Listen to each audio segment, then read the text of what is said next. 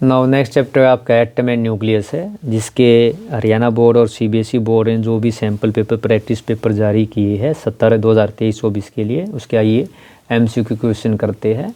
सबसे पहले वाला क्वेश्चन जो एटम न्यूक्लियस का वो क्या देखिए, volume of a nucleus is directly proportional. तो volume of nucleus directly proportional किसके होता है? तो मैंने आपको बताया भी था कि वॉल्यूम जो होता है किसी न्यूक्लियस का वो डायरेक्टली प्रोपोर्शनल होता है एटॉमिक मास के। एटॉमिक मास का सिंबल क्या होता है? ए होता है। इससे आगे बताया गया एटॉमिक साइज़ में पूछे आपसे, तो वॉल्यूम क्या होता है न्यूक्लियस का? 4πr³ डायरेक्टली प्रोपोर्शनल हो गया ए के। अगर इसको हटाएंगे तो कांस्टेंट है, तो आपका आर जो है ये कितना आ गया? a⁻⁴ हटाएंगे, और जो आर अगर आगे करेंगे इसको तो प्रोपोर्शनलिटी कांस्टेंट आएंगे, तो ये r0 आएगा a⁻⁴। और ये r0 जो होता है इसको एम्पिरिकल कांस्टेंट कहते हैं। r0 क्या है? एम्पिरिकल कांस्टेंट,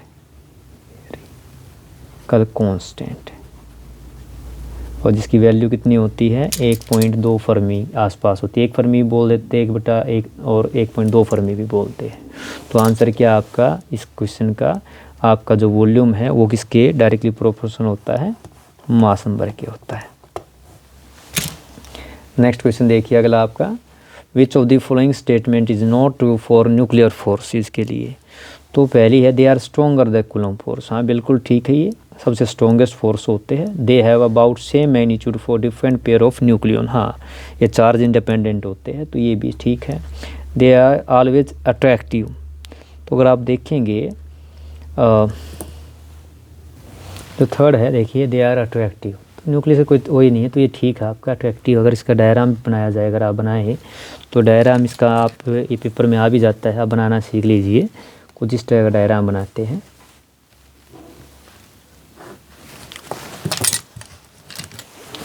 इधर मान लो आपकी ये फोर्स हो गया, इधर आपका आर हो गया, ये फर्मी के अंदर होता है।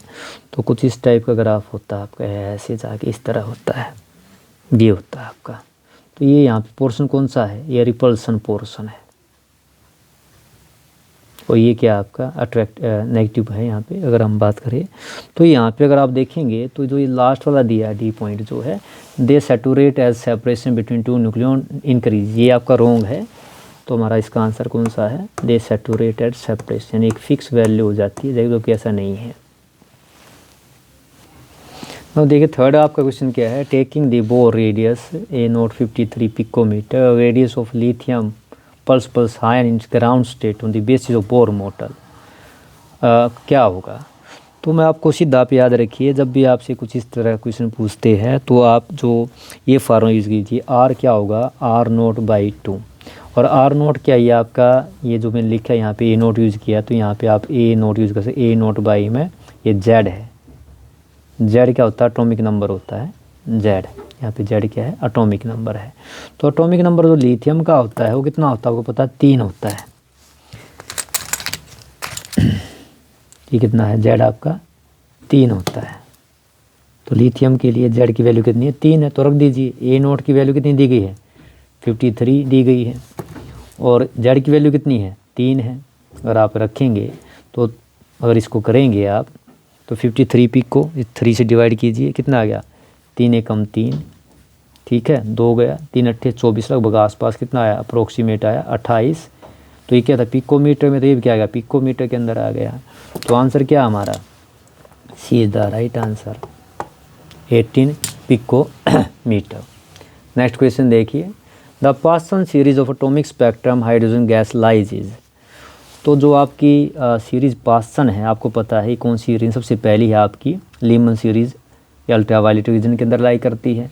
बामर सीरीज़ जो आपकी लाई करती है विजिबल रीजन में करती है, जबकि आपकी अगली जो सीरीज़ है पाससन है, ब्रैकेट है, पफंड है, आपको पता है इंफ्रारेड रीजन के अंदर क्या है? ये लाई करती है। तो आंसर क्या आपका? इंफ्रारेड रीजन के अंदर ये लाई करती है। नेक्स्ट क्वेश्चन है, which of the following statement is not correct according to Rutherford model. तो इसके अंदर बताएं which of the following statement जो है आपकी according to Rutherford model correct नहीं है। तो देखिए पहली है most of the space inside atom empty, तो हाँ ये बिल्कुल ठीक थी। रदरफोर्ड ने कहा बहुत सारे जो मोस्ट ऑफ द स्पेस है एटम के अंदर खाली, इसलिए क्या है मोस्ट ऑफ द पार्टिकल जो थे अल्फा पार्टिकल स्ट्रेट पास हो गए थे। सेकेंड स्टेटमेंट है the electrons revolve around the nucleus under influence of coulomb force of acting on it, ये भी बिल्कुल ठीक है, हमने पढ़ा था। Most of the part of mass of atom and it positive charge concentrated centre, ये भी ठीक है। The stability of atom was establish by this model, नहीं इट कुडंट एक्सप्लेन स्टेबिलिटी, इसकी यही लिमिटेशन थी। लिमिटेशन जो अगर आती है रदरफोर्ड की यही थी, it couldn't explain stability, it couldn't explain stability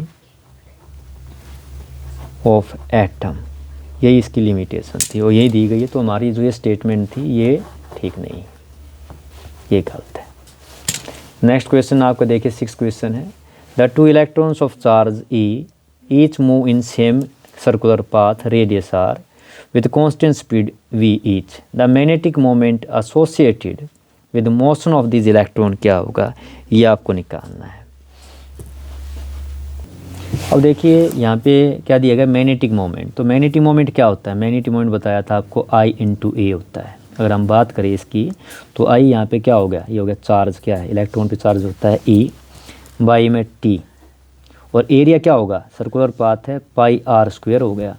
अब हमें एक ये भी पता है जो आपका टी होता है, जो आपका जो टी होता है, ये जो आपका जो टी है, टी क्या है ओमेगा होता है आपका 2πν, यानी 2π/T होता है।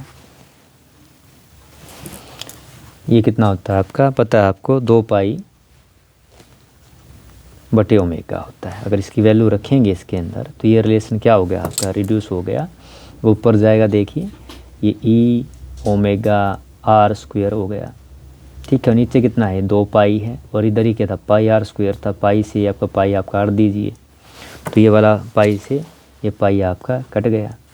और आपको एक पता है रिलेशन कि आपका जो एक रिलेशन पता है वो क्या है कि आपका जो v होता है रिलेशन ये होता है ω/r होता है। तो अगर यहाँ से इसका कंपैरिजन करें तो इसको लिख सकता हूँ EV/r/2, अगर हम निकाले इसका रिलेशन यूज करके। तो अगर आप ये ऑप्शन देखिए हमारा जो m है तो जो आपका m आ गया, m कितना आ गया EV/r/2। तो अगर आप देखेंगे तो ऑप्शन कौन सा है आपका इसके अंदर, B इसका राइट ऑप्शन है। तो B will be the right option. Next देखिए जब आपके 2 न्यूक्लियाई है जिसका मास नंबर 10 से कम है, हैवी न्यूक्लियस फॉर्म करते हैं, तो ये 4 ऑप्शन दी गई कौन सा होता है। तो मैंने आपको एनर्जी बाइंडिंग डायग्राम भी बताया था। तो जब फ्यूज़ करते हैं तो फ्यूज़ से क्या होता है फ्यूजन प्रोसेस होती है, ये स्टार के अंदर होती है।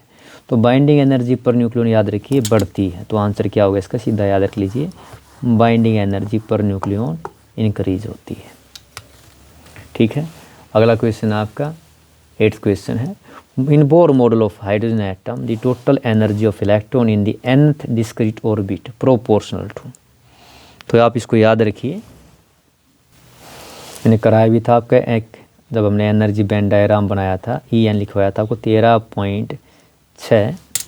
यहाँ क्या बताया था ये एटॉमिक नंबर का स्क्वायर और बटे में क्या था n² इलेक्ट्रॉन वोल्ट। तो आप देख सकते हैं यहाँ पे आपकी जो En है इन्वर्सली प्रोपोर्शनल किसके हैं n² के हैं। तो आपका तो n² कौन सा ऑप्शन आपको देखिए D is the right answer. तो आपका आंसर क्या होगा 1/n²। तो ये आपका आंसर हो गया। नेक्स्ट देखिए which of the following statement about nuclear force is not true. तो देखिए पहली स्टेटमेंट क्या है the nuclear force between the 2 nucleons falls rapidly to 0 at their distance is more than few femtometre. अभी थोड़ी देर पहले भी मैंने इसका एक डायग्राम बनाया था आपके लिए, वो बिल्कुल सेम डायग्राम अगर आप उसको देखेंगे बिल्कुल वही सेम है। क्या डायग्राम था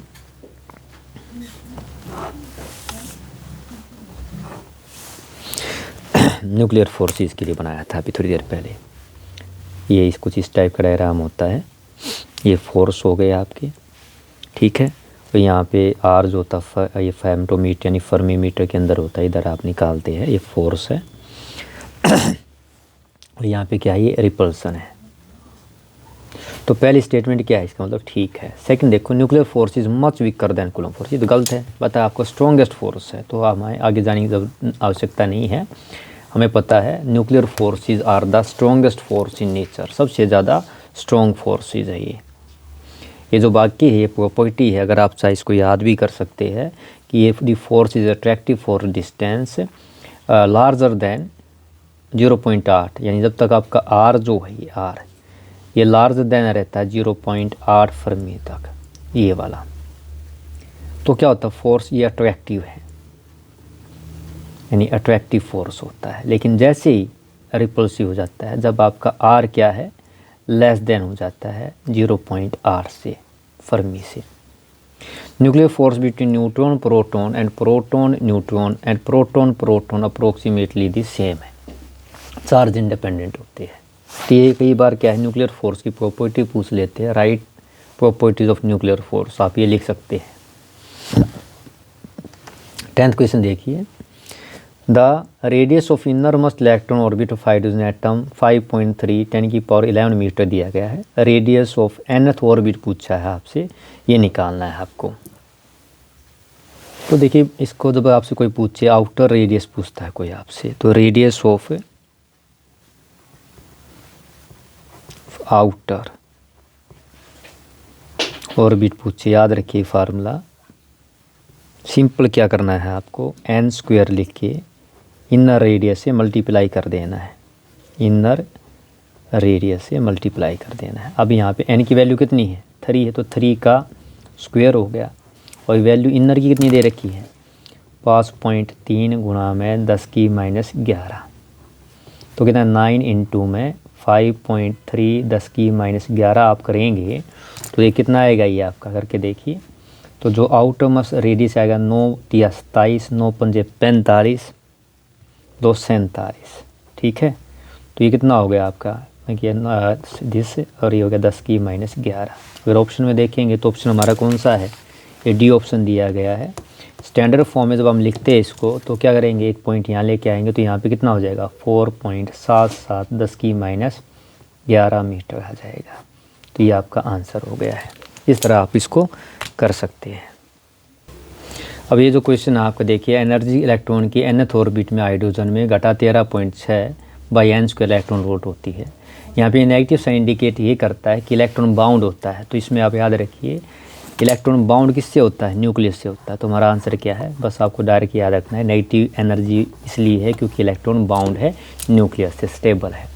अगला 12th क्वेश्चन है, an electron with angular momentum L moving around the nucleus has magnetic moment given by. आपको यहाँ पे 4 ऑप्शन दिए गए हैं, पीछे मैंने आपको कराया भी था। जो आपका जो एंगुलर मोमेंटम है, अभी तो कुछ देर पहले किया था मैंने, तो जो मैग्नेटिक मोमेंट क्या पढ़ा था हमने, वहाँ था आपका ध्यान, एक होता है MVR, लीनियर मोमेंटम इनटू में रेडियस, और एक मैंने दिखाया था अभी थोड़े I/A, याद हो आपको।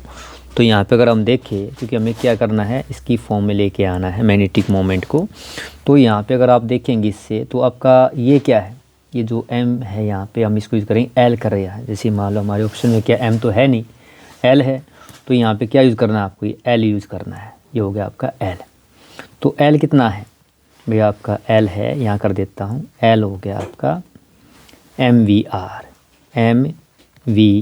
अब यहाँ पे E की फॉर्म में है, तो देखिए आपका M, तो हमें निकालना क्या है, VR निकाल लीजिए। तो जो VR है, अगर यहाँ पे मैं बात करूँ तो VR क्या है, ये हो गया L/m हो गया। और ये अभी पढ़ा थोड़ी देर पहले बताया था, V क्या होता है, ये होता है ω² हो गया। तो ये कितना हो गया, ω² V की वैल्यू होगी आपकी, ये क्या है, L/m। तो ये जो रिलेशन है इसकी हमें ज़रूरत पड़ेगी, इसकी ये निकालना है। अब थोड़ी देर पहले हमने किया था, जब ये अभी किया, M क्या आया था आपका,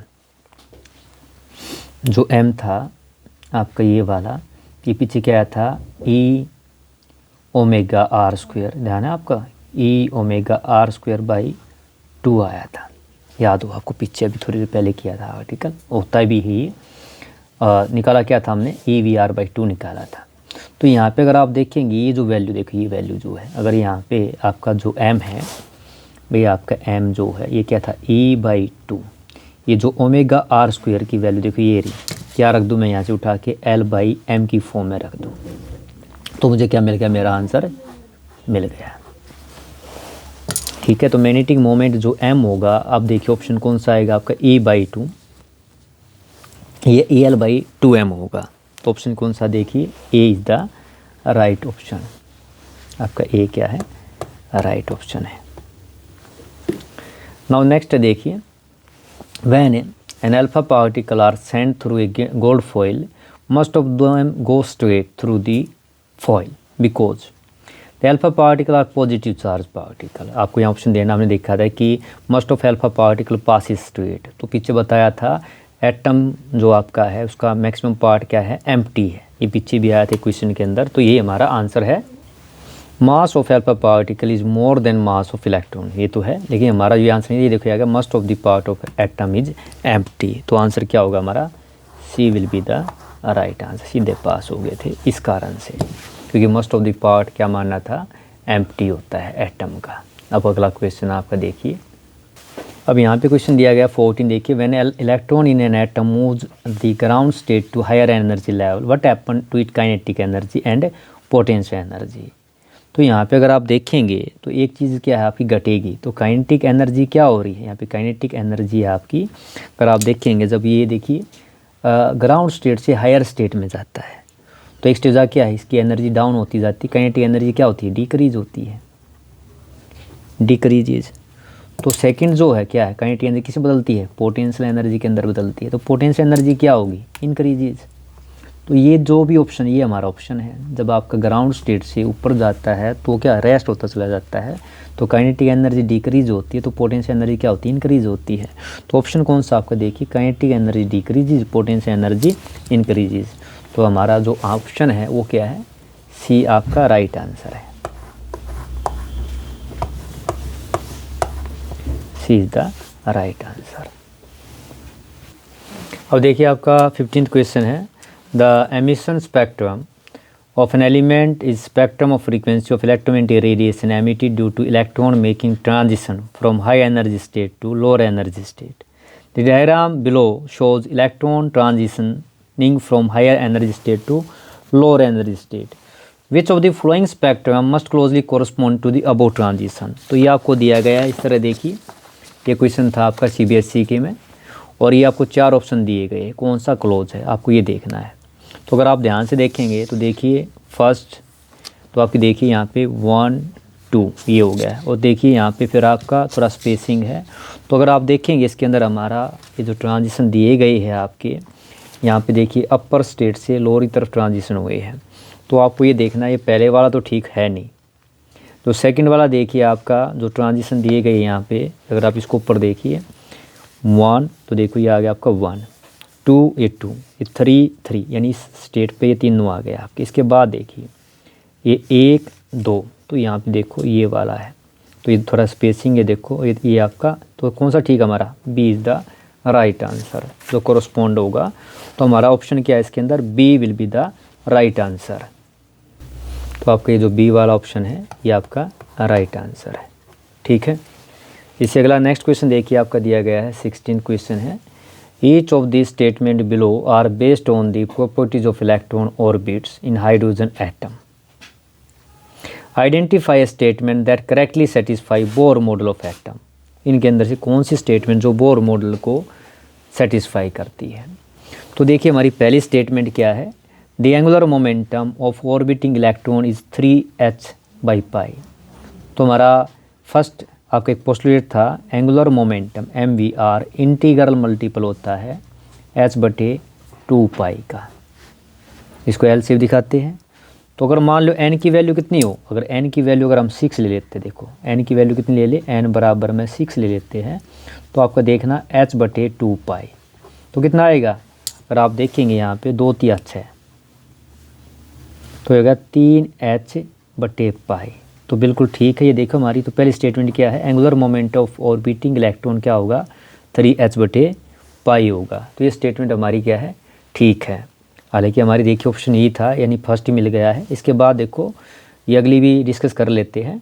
तो आंसर तो आपका यही है कि angular momentum of the orbiting electron integral multiplier. B option देखिए आपका क्वेश्चन के सेकंड स्टेटमेंट क्या है, potential energy of an electron stable orbit positive. ये गलत है, ये क्या होती है हमेशा नेगेटिव होती है। स्टेबल स्टेट क्या होती है, नेगेटिव होती है। थर्ड स्टेटमेंट क्या है देखिए, the radius of second electron orbit is 2a0। ये 2a नहीं होता, हमें पता है, मैंने पीछे बताया था आपका r क्या आएगा n² बाई में a0 आएगा। इसका मतलब कितना आएगा 4 टाइम्स आएगा a0। n की वैल्यू कितनी होगी, जब 2 रखेंगे, सेकंड का मतलब क्या है, अगर 2 रखेंगे n की वैल्यू कितनी है 2 है, तो ये स्टेटमेंट भी क्या है रॉन्ग है। अगला देखिए, an amount of energy -3.4 electron given to an electron in second orbit. ये गलत है, कितनी देनी पड़ेगी, जमा की 3.4 इलेक्ट्रॉन वोल्ट देनी पड़ेगी, तो ये भी गलत है। तो आंसर क्या था हमारा ए था। 17 क्वेश्चन है देखिए, assuming that the momentum of an electron is measured with the complete accuracy, the corresponding uncertainty in position in the it's momentum being 0, what is uncertainty in simultaneously measurement of electrons position. तो देखो आपकी हेंसेनबर्ग uncertainty principle हमने पढ़ा था, वो क्या कहता है, डेल एक्स इंटू में डेल पी, यानी uncertain position into momentum greater than equal to होता है h/2 पाई, h/2 पाई होता है। अगर डेल एक्स क्या होगा, अगर मान लो आपका अप्रोच करता है 0 को, तो डेल पी किसको अप्रोच करेगा, अगर मान लो 0 को करेगा तो डेल पी आपको पता है किसको करेगा, इन्फिनिटी पे करेगा। रखेंगे यहाँ पे अगर मान लो, तो अगर मान लिया डेल एक्स इधर लेके आऊँगा तो h/2 में 0 क्या होगा, मोमेंटम इन्फिनिटी मिल जाएगा। अगर ये मैं डेल पी को 0 रखूँगा तो पोजीशन इन्फिनिटी मिल जाएगी। तो यहाँ पे अनसर्टेनिटी क्या है भाई, आपकी 0 है या इन्फिनिटी है। तो आपका यहाँ पे अगर ऑप्शन देखा जाए तो कौन सा है, सम इनफाइनाइट वैल्यू होगी किसके बिटवीन में, यूनिटी एंड इन्फिनिटी के बीच में। तो हमारा जो आंसर होगा इसका देखिए इन्फिनिटी लार्ज है, यानी ये 0 तो इन्फिनिटी, तो C will be the right answer. अगर एक वैल्यू पूछे, देखो अगर मोमेंटम 0 है, अगर मैंने मोमेंटम 0 मानना है, देखो ना uncertainty momentum being 0, what is the uncertainty. अगर मान लो अभी यही कहता हूँ, ये तो क्या है, अगर डेल पी अगर मैं 0 रख दूँ तो जो आपका पोजीशन के अंदर क्या आएगा भाई, यहाँ से निकाला तो क्या होगा h/2 में 0 क्या आ जाएगा, इन्फिनिटी आ जाएगी। तो आंसर क्या होगा सी, इनफाइनाइटली लार्ज आएगी। तो ये था आपका 17 क्वेश्चन। तो ये थे आपके सभी HBSC CBSE द्वारा जारी किए गए सैम्पल पेपर मॉडल पेपर के एटम एंड न्यूक्लियस के ऑल MCQ क्वेश्चन।